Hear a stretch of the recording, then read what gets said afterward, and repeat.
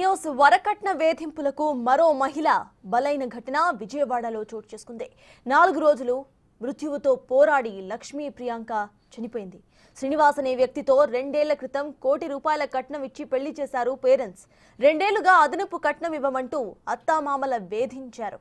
అయితే లక్ష్మీ ప్రియాంక భర్త కనీస అవసరాలను కూడా పట్టించుకోలేదని మృతురాలి తల్లిదండ్రులు ఆరోపిస్తున్నారు.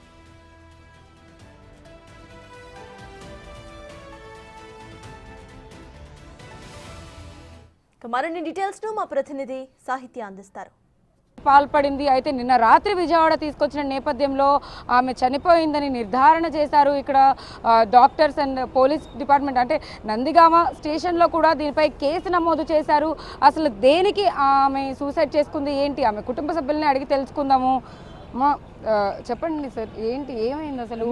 ఆమె 22లో పెళ్లి చేసామమ్మా ఆవిడకి. 22 కానీ ఒక 6 నెలలు బాగానే ఉన్నారు. అక్కడి నుంచి ఆస్తి తీసుకురమ్మని అతను ఫోర్స్ చేస్తున్నారమ్మా. మనకి తెలవలేదు, వీళ్ళు తీసుకురా మీకు వరకట్నం తీసుకురావాలని ఆవిడని మెల్లమెల్లంగా టార్చర్ చెప్పిన. ఆవిడ తట్టుకుని ఆఖరికి ఒకసారి మాకు చెప్పిందమ్మా, ఇలాగని నేను అతనికి వరకట్నం తేవాలి, ఆస్తి తీసుకురావాలి, నా ఉన్న ఆస్తిలో నేను ఎక్స్ సర్వీస్ మెన్ అమ్మా.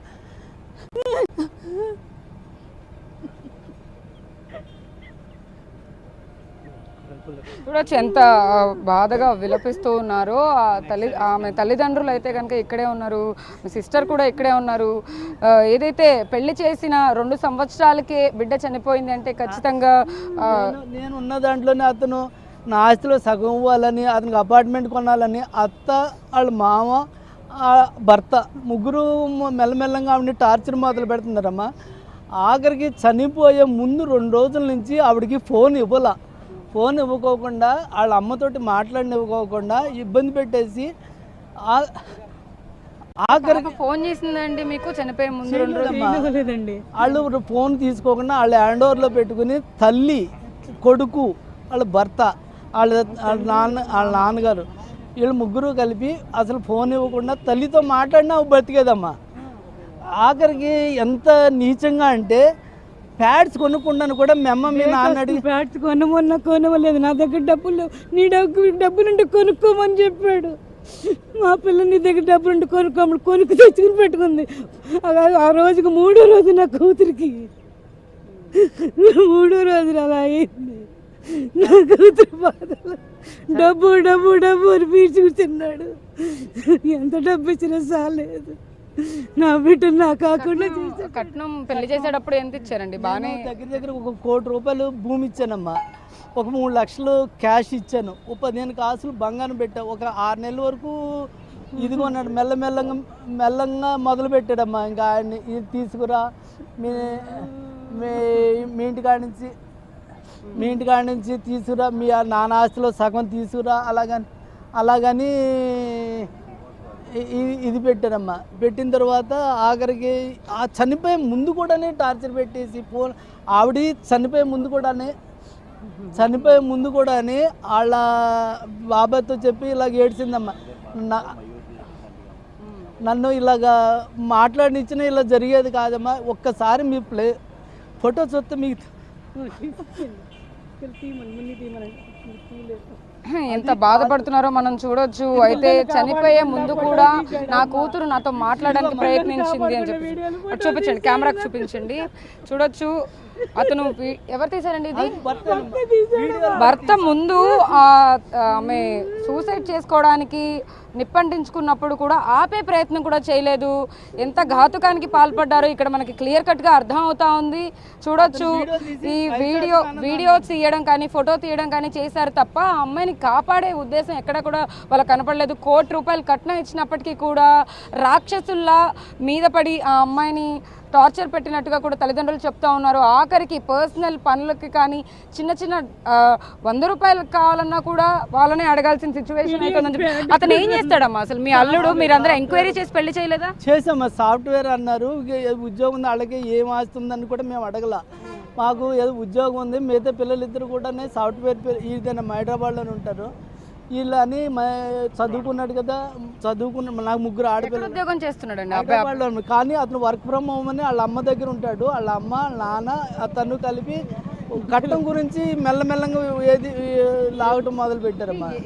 పెళ్ళైన తర్వాత ఎన్ని నెలలకి స్టార్ట్ చేశారు ఇలాగ కట్నం? 5-6 నెలలు అవుతుంది. చిన్నగా పిల్లకి చేసేవాడు చెప్పేది కాదమ్మా. ఆ టార్చర్ ఎక్కిపోయాక మాకు చెప్తే మాకు టార్చర్ అంటే ఏం చేసేవాళ్ళు? ఏమని చెప్పేదా? మెల్లగా నాకు ఇట్లా కావాలి, నాకు ఆస్తి కావాలి, మీ అమ్మ ఆస్తి ఎంత, మీ అక్కలు వాళ్ళకెందుకు, వీళ్ళకెందుకు, వాళ్ళకేమి ఇచ్చారు, ఇవన్నీ మా నాన్న అందరికీ 3 సమానంగానే చూస్తారు. మా నాన్న ఎవరికి ఏం చేయరు, నాకు బాగా చేశారు, మక్కలకి అలా చేసినట్టే చేశారు అని చాలా ఇదండి. మేము చిన్న హైదరాబాద్ కాపురం పెట్టమంటాను నా పిల్ల, ఇప్పుడు పెట్టనే, నేను మా అమ్మ దగ్గరే ఉంటాను. సరే వర్క్ ఫ్రమ్ హోమ్, ఇంకో అబ్బాయి ఉన్నాడు పెళ్ళయ్యాక పెడతా అన్నారు. పిల్లకి సముదాయించాం, అమ్మ పెళ్ళయ్యాక పెడతా అన్నారు, చూద్దాం చదువుకోవాలమ్మా మనం ఇచ్చేయకూడదు అని నా పిల్లకి నేను నచ్చ చెప్పుకున్నా. నాతో కూడా ఫోన్ మాట్లాడినకుండా నా పిల్లని ఇలా చేశాడు.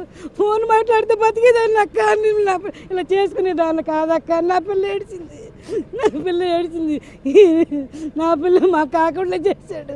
మా పిల్ల బాగా మంచిగా ఉంటుంది, ఏ పని చేయని, ఇంట్లో బానిసగా బతకమన్నాడు దాన్ని. అత్తమామలు ఎలా చూసేవాళ్ళు అసలు? అత్తమామల గురించి ఎప్పుడైనా కానీ అంతే బానిసగా, నువ్వు కనీసం వాషింగ్ మిషన్ పాడైపోతే పని బాగు చేయకుండా బ్రష్ కొనివ్వండి, బ్రష్కి డబ్బులు లేవు, నువ్వు తెచ్చుకోమన్నాడు.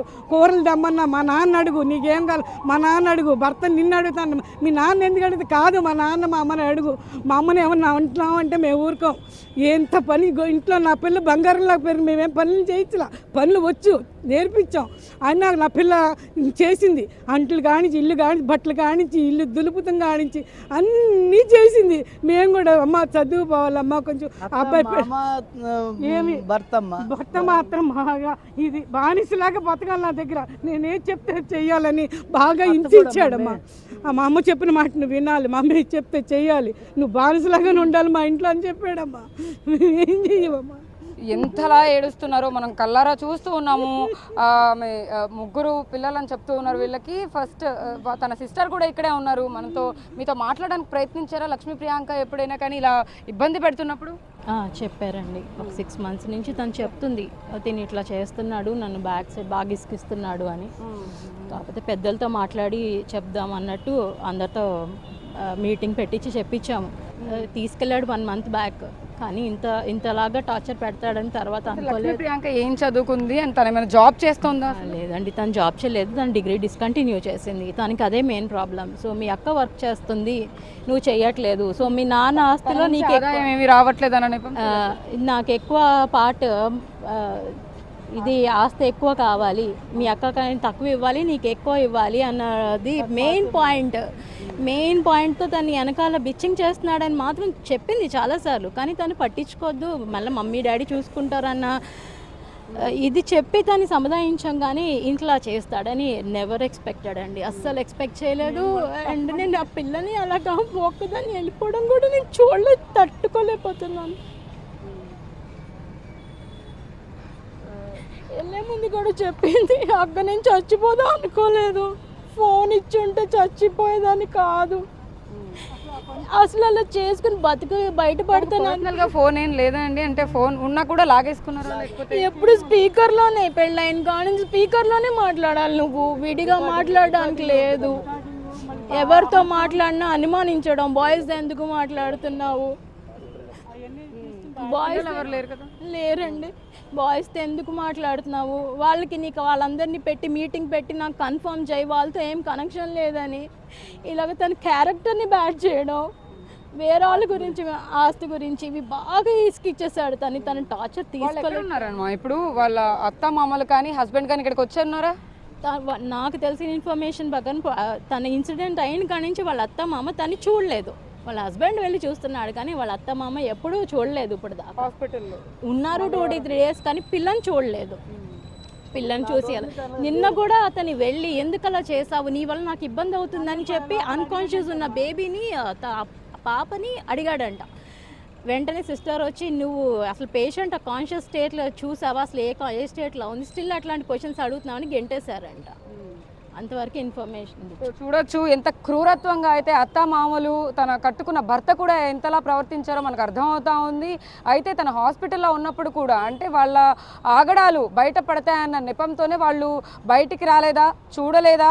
లక్ష్మీ ప్రియాంక చనిపోవడానికి కారణం ఖచ్చితంగా తన భర్త ఎదురుగా ఉన్నప్పుడు కూడా మంట వెలిగించుకుంటున్నప్పుడు కూడా చూసి ఫోటో తీసాడే తప్ప ఎక్కడా కూడా తనని కాపాడే ప్రయత్నం చేయలేదంటే తను నిజంగా ఎంతలా టార్చర్ చేశారో అర్థం చేసుకోవచ్చు. కుటుంబ సభ్యులైతే కనుక ఖచ్చితంగా ఎంతో శోక సంద్రంలో మునిగి తేలుతున్నారని మనకు అర్థం అవుతా ఉంది. దీని మీద నందిగామలో అయితే కనుక కేసు నమోదు చేసినట్టుగా వాళ్ళ కుటుంబ సభ్యులు కూడా చెప్తూ ఉన్నారు. దీనిపై మరింత దర్యాప్తు చేసి అయితే కనుక అత్త మామల మీద అటు భర్త మీద కూడా ఎలాంటి యాక్షన్ తీసుకోబోతున్నారో వేచి చూడాల్సింది. వీడియో జర్నలిస్ట్ కిరణ్తో సాహిత్య బిగ్ టీవీ విజయవాడ నుంచి.